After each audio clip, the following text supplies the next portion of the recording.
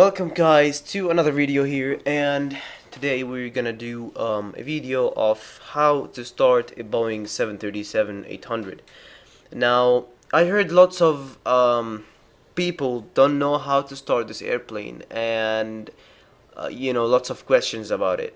So I'm gonna actually explain everything step by step, explain each switch by each switch from cold and dark to pushback and startup.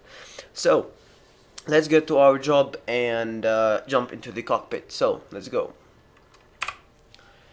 So here we are in the cockpit. As you can see, everything is dark and cold and dark as they call it.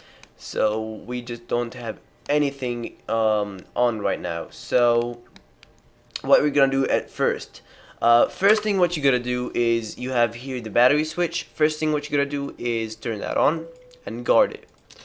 And now we have you choose the DC voltmeter selector, which is this one.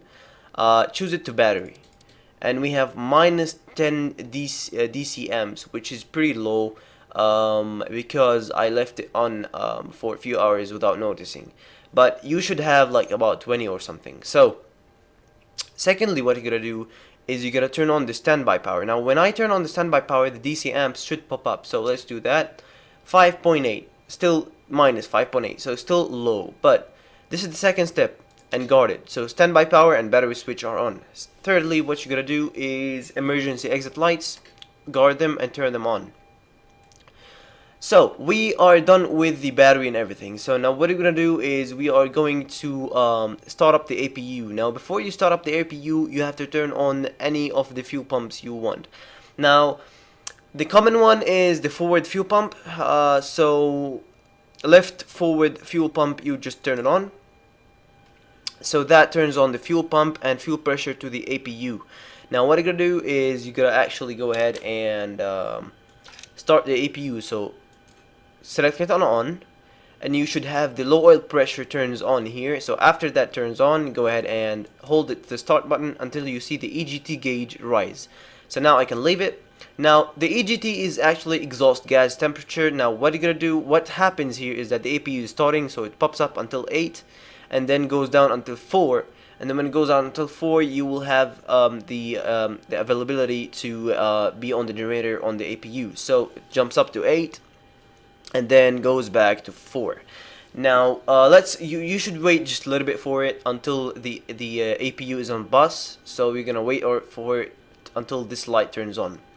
So while you do that, you gotta actually you gotta turn on the APU bleed. So APU bleed is on. Now as you can see, we have APU generator off bus. Now to do it on bus, those two switches are for the APU, so go ahead and select into the on position. So now we have the APU bus on bus, the APU generator on bus. So now we have electricity coming from our APU. Now thirdly, what you're gonna do is select the AC voltmeter selector to APU generator. So go ahead and select that. So we have 112 AC volts and 12 AC amps. So after you do that, you're gonna go ahead and turn on the IRS position. So as you can see here, we don't have the displays. The displays are missing. They are not there. It's like it's still dark, as you can see. So how to fix that? The only solution to do that, and the only thing that they do, is pretty easy. You go up here, and as you can see, there's IRS. Now what you gotta do with that is you're gonna actually put it to align on DC. And then what you're gonna do is, when it goes to align, go ahead and select it to nav. Do the same to the other side. Wait for it to go to align and select it to nav. Now you actually turned on the IRS position. Now what you're gonna do is set it in the FMC next thing. But let's see how much we need. We need about 6 minutes for the IRS position to turn on. So in the meantime, what you're gonna do next is turn on the window heat. So go ahead and turn on all the window heats. As you can see, on all of them.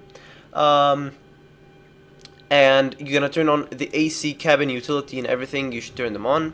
So now I have air conditioning, as you can hear, running through the airplane. So Next thing you gotta do is go ahead and turn on your position lights to strobe and steady, and you can actually turn on the wheel lights just in case. No need because it's a day, but if it's night you can turn on the wheel lights for checking and everything down there. So next thing you want to do is turn your rejected to takeoff switch, which is RTO. And rejected to takeoff is when you are on the runway going fast and you want to take off, and one of the engines what do they call it, blow out, or it just turns off and fails. What you're gonna do is this auto brakes. It's just go ahead, it applies the brakes once the failure happens. So let's say the engine failed, automatically the auto brake will set the brakes and stop the aircraft before you take off. So go ahead and set that RTO, and that should turn off. It will turn on for 1 sec and it will turn off after it. So after that you're gonna go ahead and check all the lights. So do that little switch, put it up to the test, and check if all lights are working. As you can see, everything is working. All those lights are working here. All the lights are working on the overhead. Everything is working. As you can see, all the lights are on. So that means we have everything working. Lights are not blown or something. So next thing you want to do is what you're gonna do is set the IRS position into the FMC or FMS, whatever you want to call it. So we need to wait another 4 minutes. So I will come back to you guys after 4 minutes. Okay, so we need 1 minute to wait for the IRS. Now what you're gonna do is go ahead to the FMC down here, and go ahead to the FMC, and go ahead to the position initialization page, and set the airport, the code of the airport, the ACAO, which is, for mine, it's LLBG Lima Lima Bravo. I forgot the G what it is. So put the gate in, whatever gate you are in. So mine is WH3. Set the IRS position. Now what you're gonna do here is go to next page. You can see the GPS left. Go ahead and copy that, take that, click here and go to the previous page, and as you can see, the airplane tells me enter IRS position, so clear that. Now I have the IRS position. Take the left, GPS left, which is the most accurate, I think. So go to the previous page and set it into the IRS position. So now we have IRS position, and now as you can see, we have the displays all are on and not black and dark. So next thing you really gotta do is check the oxygen masks, if they are fine on this side and also on this side. Okay, so all is looking good. You also gotta check the stall warning and the speed warning. So go and let's test that. Number 1 is good. Number 2 is good. Stall warning. Number 1 is good. Number 2, as you can see, the stick shaker is working. So very nice. We are pretty much good here. So next is what next? Let's go ahead and check the fire warning for the engines before you start them up. You're gonna check if the fire warning is actually working or not. So this is for the engines, so go ahead and test that. Fault APU INOP, and to the right position all's working, and fire warning cutoff, bell cutout. So that is working pretty nice. You can also check the engines and APU, all is looking good. And now the cargo fire, test that. Okay, and fire warning, bell cutout. Okay, pretty nice. Everything is working. All the warnings are working here. So next thing you gotta do is go ahead and of course fasten seatbelts should be on. No smoking or chimes should be on. Just in the passengers, so they can sit down and be be sitting down there. So what you're gonna do next is, before the engine start up, so now we need to start the engines, but before we do that, we're gonna actually first thing do is turn on all our fuel pumps. This is the center fuel pumps, which will not be included today because I'm not gonna use the center fuel tank, so we don't need those. If you have in the center fuels, you can actually use this. So for mine, I don't need it. Secondly, what I do is anti-collision light should come on. And anti-collision light is really important because that means this light is the actual red light that keeps blinking outside the aircraft, and that means to tell everybody to go out of the airplane and to go away from it. So it means that the engine start procedure is gonna start in a few minutes, so everybody will go away and nobody is in danger. So next, what you're gonna do is close the packs. Now, make sure you have planned the pushback. So for mine, I'm gonna plan it pretty quickly. So my pushback is gonna be all the way down there. So yep. Okay. Start pushback. Click on that. Okay.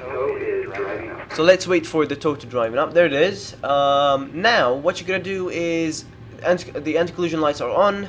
We can turn off the wheel well lights. Logo lights, if you are at daytime, you don't need it, but if you are at night, you need it. So anti-collision lights are on, and position lights should be on steady. Now we can close the packs. Now, when you close the packs, you are actually putting a pressure that the APU is making. Actually, just for you to know, this is a really good fun fact that some of you don't know. The engines of the airplane do not start on electric motors. Sorry guys for the. Okay, so the engines do not start on the electric motors. It starts with air pressure. So when we close the packs, we close the actual air conditioning in the aircraft, and that actually puts the pressure of the air higher, so we can actually start our engines. So close the left pack and right pack to off, isolation valve keep it on, and make sure all your bleeds are set to on. Now we are waiting for the pushback to connect to our aircraft, and that is looking pretty good. Let's see outside. There it is. Okay, so let's jump into the cockpit. Release parking brake. So at this point, you release the parking brake and you start the engines. So the first engine we're gonna start on the engine number 2. We're gonna start engine number 2 and then engine number 1. So packs are closed and everything is looking pretty good on the overhead. So let's go ahead and take off the parking brake. Okay, let's start our engines. Okay, so we're gonna move this switch right here to ground, so which is number 2. Let's go ahead and select it to ground. And now, as you can see here, engine number 1 and 2 is rising pretty much until it reaches 23, 24. You actually put the fuel in. Now when you actually put this up, you actually throw the fuel inside. Make sure EGT is rising, which it is. EGT, which is exhaust gas temperature, it's rising up. N2 is rising, and N1 is rising.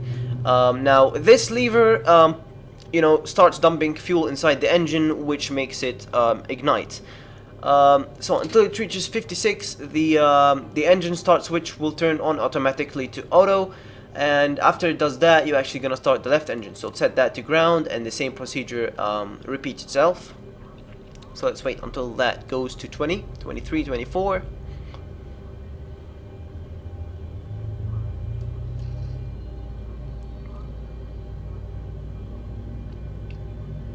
And drop the fuel in. EGT is rising, N1 is rising, looking pretty good.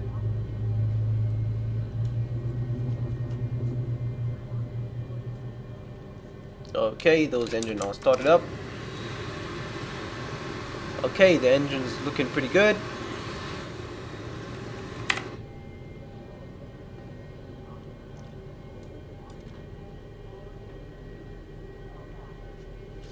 Okay, so next thing what you're gonna do is set the engine generators. Now they are on bus. Go ahead and turn them on. Operation complete. Okay, set the parking brake so the tow disconnects. Okay. Disconnecting tow. Stand by. Okay, so now our engines are on bus, which we are using the generators of the engine. Now you can actually turn off the APU, and you can turn off the APU bleed and turn on the packs back on. Isolation valves goes to auto, and you can turn on the hydraulic pumps, electric hydraulic pump 1 and 2, and you're gonna turn on the yaw damper. And what you're gonna do here is set this to TR1, which is DC voltmeter selector, to TR1 or TR2, which is engine 1, engine 2. Select whatever you want. I'm gonna select TR2, let's say. And AC voltmeter selector selected to generator 1. So now as you can see how much electricity we were making here. So what we're gonna do after that is turn on the probe heats. Disconnected and bypass and removed. Hand signal will be on the left. We'll see you next time. Have a safe flight. Okay, so probe heats are on, and we are looking pretty nice. APU bleed is off, a yaw damper is on, voltmeter selector is good. And after that, what you're gonna do is actually turn on your taxi lights for taxiing, and that's pretty much the engine startup procedure, and that's how you start up a Boeing 737. If you want, guys, more tutorials like that, if you want the FMC, how to set up an FMC, tell me.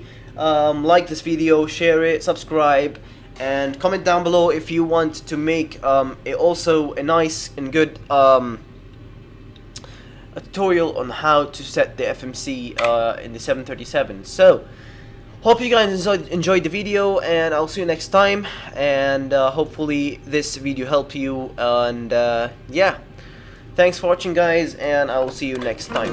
Bye bye. I've been walking on roads till I find myself